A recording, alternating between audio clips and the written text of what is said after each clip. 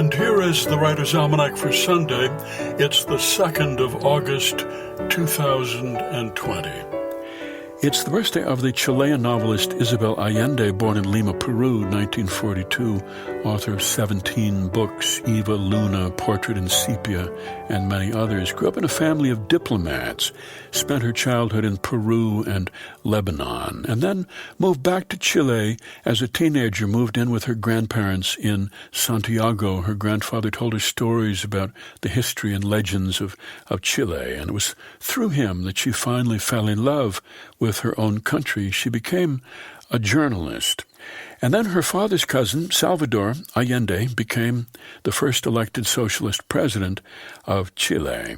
And during his time in office, Isabel was a popular TV host. But on September the 11th, 1973, a military coup led by General Pinochet overthrew the Allende government, assassinated Salvador Allende, and Isabel and her family fled to Venezuela. She thought she'd just be gone for a couple of months, and instead it was 17 years in exile.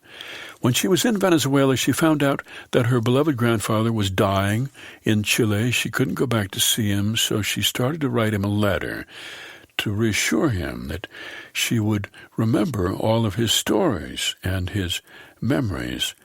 She said, "I wrote the first sentence in a trance. Barabbas came to us by sea."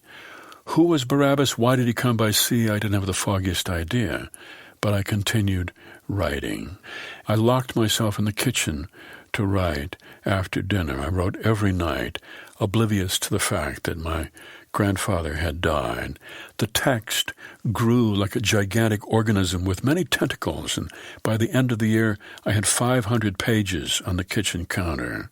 And that was Isabel Allende's first novel, The House of the Spirits, a novel of magical realism telling the story of 4 generations of the Trueba family and their lives in Chile from the turn of the century through the coup.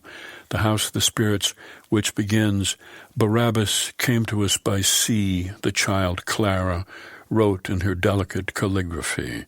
She was already in the habit of writing down important matters, and afterward, when she was mute, she also recorded trivialities, never suspecting that 50 years later I would use her notebooks to reclaim the past and overcome terrors of my own. Here's a poem for today by Jack Riddle entitled Hands.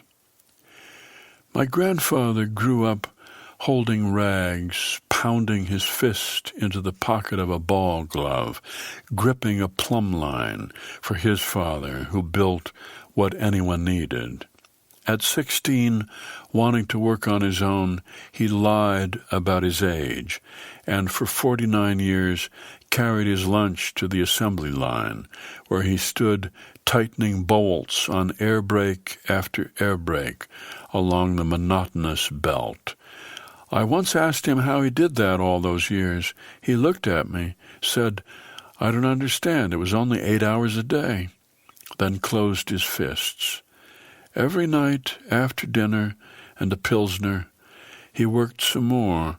In the summer, he'd turn the clay, grow tomatoes, turnips, peas, and potatoes behind borders of bluebells and English daisies and marigolds to keep away the rabbits.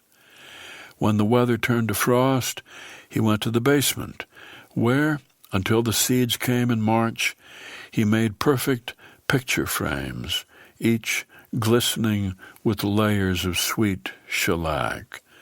His hands were never bored. Even in his last years, arthritis locking every knuckle, he sat in the kitchen carving wooden houses you could set on a shelf, one after another, each one different. A poem entitled Hands by Jack Riddle from his collection Broken Symmetry. That's the Writer's Almanac for Sunday, August the 2nd. Be well, do good work, and keep in touch.